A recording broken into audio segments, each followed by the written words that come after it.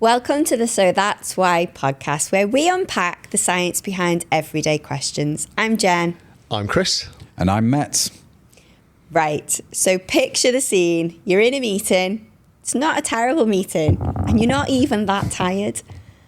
And then someone across the table yawns. And within about 5 seconds, you feel it creeping up on you. Your jaw stretches, your eyes are watering. Why do we yawn, and why on earth is it so contagious? Yeah, and hands up, how many people listening to this are yawning now, right? Why does trying hard not to yawn somehow make the whole thing 10 times worse? Yeah. Right? I once spent an entire presentation basically vibrating with some kind of suppressed yawns, jaws clenched, my eyes streaming, whilst all trying to look completely engaged. Yeah, we've all been there. And the science here is genuinely fascinating. I know I always say that, but this really is genuinely fascinating. This time it is. Absolutely. Because what most people think is happening when they yawn is almost entirely wrong. So by the end of this episode, you'll understand why yawning has very little to do with boredom and everything to do with what's happening inside your brain. Though that doesn't make it any less awkward when it happens mid-sentence in a meeting. And the actual reason turns out to be something most people would never guess, which is exactly the kind of thing we just want to tell somebody else about, right, immediately. Okay, so let's start with what actually happens during a yawn, because it's more complex than just opening your mouth wide. So everyone is familiar with the process, aren't we? You know, your jaw drops, your mouth opens wide, you take in a long, slow breath, your eardrums stretch, your eyes might close, you might tear up. Who's yawning yet? Yeah. And often there's a whole body stretch reflex accompanying it. You know, it's actually got a technical term. That whole full sequence is called pandiculation. Pandiculation. That's such a good word, isn't it? I didn't even know my eardrums could stretch. And now I'm learning about pandiculation. I'm going to try and work that into a conversation at least once this week and see if anyone notices. Yep, good luck with that. What's particularly interesting is that it's semi-involuntary.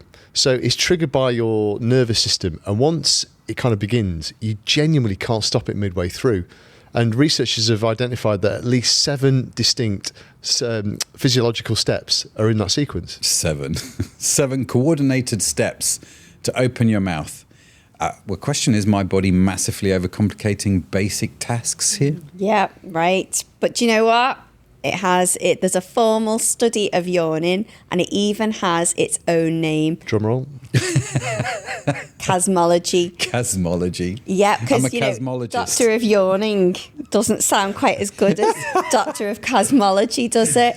But it's a legitimate scientific field, which gives you a sense that researchers in this field take this rather more seriously than the rest of us do. They certainly do. And the most persistent misconception with yawning is the oxygen theory. So the idea that we yawn because our blood levels drop or the carbon dioxide level in the blood builds up, and that big inhale is kind of correcting it. That explanation has been comprehensively disproved. So there was a key study published in the Journal for Physiology and Behavior, and researchers, they manipulated the oxygen and carbon dioxide content of the air that participants were breathing in, and they measured whether it changed the yawning frequency, and guess what? It didn't at all. It did not. No. So the oxygen explanation then is completely wrong, and yet it's probably the most common answer I would have given anyway. And it's a great example, I suppose, of a fact that survives purely on confidence. Mm. And so if it's not oxygen, you're probably wondering what is actually going on. And now the leading theory is that it centres on brain temperature regulation. So your brain operates best within a very narrow temperature window, and yawning appears to be one of its mechanisms for staying within that range.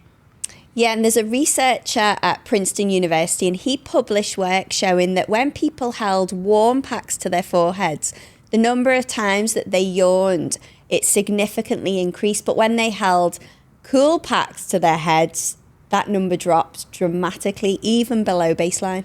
Yeah, and the mechanism of this is pretty elegant. So That deep inhale during a yawn draws cooler air across the palate, which sits directly beneath the brain, while the stretching of the jaw muscles increases local blood flow. And both of these effects work together to cool the tissue around the brain. So it's basically a built-in cooling fan, like a car radiator for the brain. So I'm going to be thinking about that every time I yawn now. It also explains something that you may or may not know, depending upon your background, but athletes often yawn in the changing room just before they compete. And that's their brains are ramping up, getting focused and anticipating the physical demands that are about to happen. And their body is already one step ahead by triggering that cooling. Yeah, so from the athletes to the rest of us, I mean, I'm not saying we're not all athletes, of course. There's also consistent evidence of increased yawning during transitions between sleep and wakefulness. So both times are when the brain's temperature and alertness levels are changing quickly. So yawning seems to be the way of your brain recalibrating. Okay, so the big morning yawn and stretch isn't just a cliche. It's your brain requesting a recalibration before it actually has to think properly, I suppose. That's quite relatable, isn't it? And did you know it actually starts remarkably early? So ultrasound imaging shows yawns in fetuses of around 11 weeks gestation. At that point, their lungs aren't even functional, so it can't be about breathing. Instead, it's thought to help jaw muscle development and regulate brain fluid dynamics from a really early stage. That's really cool. That's really amazing, isn't it? Babies doing biology homework in the womb. That is amazing. Yeah. And it's a good reminder that yawning is doing something genuinely fundamental. It's not just kind of filling time during a slow afternoon. Okay, so let's get to the part everyone wants to know about, contagious yawning. And fair warning, even talking about yawning in a studio is probably triggering some of you listening to us right now. I know, I'm totally stifling the yawn. Stop. I like how you said fair warning. Like we're halfway through the podcast.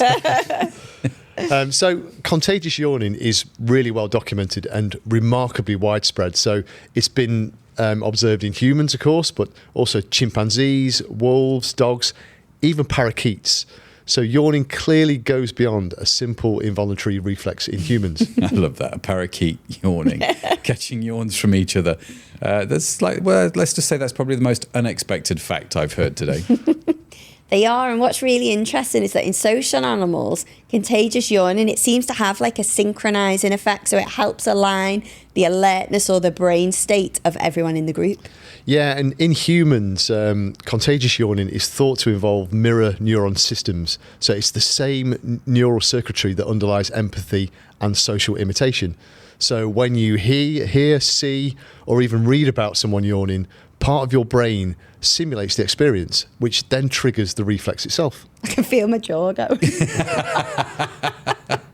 Don't start yawning, because you can't actually watch someone yawn without feeling it, can you? And you're going to set us all off. And apparently, like you say, you can't even read the word yawn without your jaw starting to get its own ideas. And like you guys now, I'm just fighting a yawn. Just take the camera off me is probably the best way. But, you know, the research actually supports that experience. So one study in a psychology journal, it looked at whether people's susceptibility to contagious yawning was linked to their empathy scores. So they found a positive connection. The more empathetic people said they were, the more likely they were to catch a yawn. They did, and it was so interesting. But it's worth being a bit careful with the link, because on the flip side, a Duke University study with over 300 participants found that while age and time of the day had stronger effects on contagious yawning than expected, the empathy correlation was less consistent than earlier, smaller studies have suggested. So it's a bit of a mixed bag of results so far. So the empathy link may be real, but more modest than the headlines made it sound, which is a pattern that comes up regularly, doesn't it, when smaller psychology findings get replicated at a larger scale. Okay, so translation then, you can reliably tell... you can't reliably tell anything meaningful about someone based on whether they yawned back at you. Well, you say that. There's some really interesting research on exactly that front. So a study published in 2015 looked at individuals with higher psychopathic traits and found they are significantly less susceptible to contagious yawning than those without those psychopathic traits. And that finding was followed up by even more research, which found that people scoring higher on psychopathy measures, they showed reduced contagious yawning even after controlling for variables like sleep quality or age. So basically, if you're completely unmoved while everyone around you is yawning, either you've slept brilliantly or you might want to take yourself off and have a quiet word with yourself. So, to be clear, as a total disclaimer, not catching a yawn doesn't diagnose anything and it doesn't make you a psychopath. And there is significant individual variation regardless. But what this thing does do is add another data point to a growing body of research linking certain social reflex responses to empathy. And there's also something interesting about why we suppress yawning in social situations, because there's actually no biological benefit to it. You know, fighting a yawn gives you jaw tension without giving you any of the cooling effect. Which makes a lot of sense if you've been in the meetings where I've, sat and you can't yawn. You spend so much of your energy not doing it, don't you? And that you've actually got nothing left to focus on the meeting with. Yeah. Which is exactly it. So most of what's socially uncomfortable about yawning is purely the context. So in a meeting, it can read as being disengaged. But as Jen said, in a sports changing room before a match, it apparently reads as like focused preparation. So the biology is identical in both cases. Which means the only thing that actually changed is the room you walked into in those two things. Your brain is doing exactly the same thing in both places, completely indifferent to how it looks. But I think it is also worth covering when yawning becomes a signal worth paying attention to. You know, occasional yawning is completely normal. I saw that yawn, Chris. I was trying my best to stifle the yawn. Yeah. But, We're obviously not psychopaths. That's the main thing. No, that's good. Occasional yawning, like I said, is completely normal, but excessive yawning, particularly when it's unprompted by tiredness or boredom, that can sometimes be associated with conditions like migraines, epilepsy, or in rarer cases, cardiac or neurological events. That's it. And the mechanism there involves the thermoregulatory and autonomic nervous system disruption that accompanies those conditions. It's the brain triggering its temperature management responses more frequently as a result of a kind of broader physiological stress. So excessive out of nowhere yawning is genuinely worth mentioning to your doctor, is what we're saying, which is one of those things, I don't know, maybe you want to bring up at the next appointment. Exactly. It's not something to catastrophize over, but it's a reminder that yawning is a genuine physiological signal rather than just an embarrassing habit. I guess it's a bit like how your body uses pain as a signal, right? You don't ignore it entirely, but you also don't panic every time your knee aches after a long walk. Yeah, it's a good way to put it. So context is everything. And most of the time yawning is just your brain quietly going about its business, which is the much more likely explanation when it happens and there's something more serious. So when you put all of that together, it's actually a pretty different picture of yawning than most people start with. Certainly I did. It's your brain doing active housekeeping, regulating temperature, it's managing state transitions and potentially synchronizing with the people around you. It's not a sign of laziness or rudeness, even if those things can sometimes trigger it. Yep, and that reframe is pretty useful, to be fair, because I think most people spend a lot of energy feeling embarrassed about something that their brain is just kind of quietly getting on with in the background. Yeah, and you know, like everything, the more you understand what's driving it, the less it feels like something happening to you and more like something your body's doing for you. You know, and the sleep connection, surprise, surprise, is worth flagging too. You know, sleep deprivation, that increases yawning frequency, which ties directly into what we've covered in previous episodes on sleep quality and cognitive performance. You know, well-rested brains work so much better. Have we talked about sleep before on this podcast? I don't know, we might have. Might have figured that. But if you find yourself yawning more than usual and nothing else has changed, it's worth asking whether your sleep has taken a bit of a hit. Not as something to stress about, just as useful information your body is handing over to you. Yeah, and that's probably the most practical takeaway of all of this. Like, yawning is a readout. It's telling you something about your brain state and how well rested you are. And most of the time, it's completely benign. But it is worth noticing and keeping an eye on. So next time you're in a meeting, right, and you feel a yawn building, you're not being rude, which is a wonderful thing. You're performing precision brain cooling. That's a much better way to look at it. And it should be maybe something we should be allowed to say out loud. Absolutely. And it really is that fundamental. So yawning is one of the most observed behaviours across vertebrates. It exists in fish, in reptiles, in birds, in mammals. We talked about parakeets. That tells you it's solving a genuinely important problem, not just a quirk of human biology. So that's why we yawn and why it's contagious. Yawning mainly helps regulate brain temperature. Your nervous system brings in cooler air across the palate and boosts blood flow to keep the brain working at its best.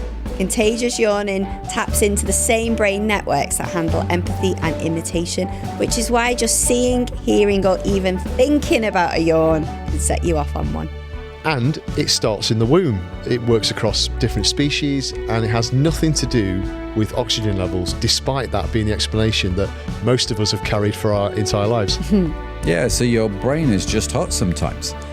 So it cools itself down, which is very reassuring. It is indeed.